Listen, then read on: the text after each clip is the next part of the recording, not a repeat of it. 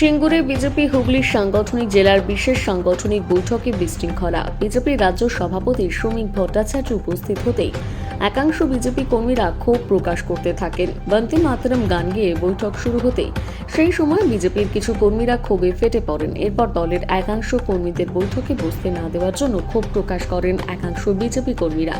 বেশ কিছু তৃণমূলের দ্বারা বৈঠকে উপস্থিত আছেন বলে ক্ষোভ উগরে দেন একজন বিজেপি কর্মী।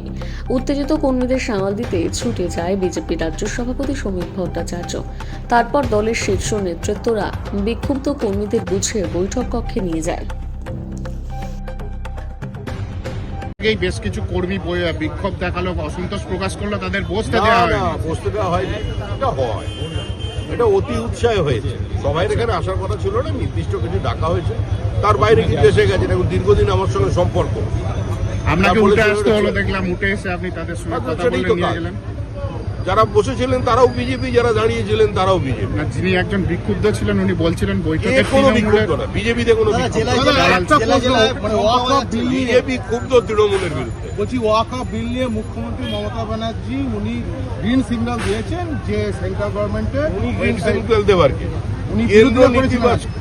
উনি ওরকম বিরোধিতা করেন। এসআইআর তো বিরোধিতা করেছেন। ময়দানে নেমে দেখুন সব জায়গায় জেলায় ভোটার যারা ভোটার তারা কার্ড পাচ্ছে না এবং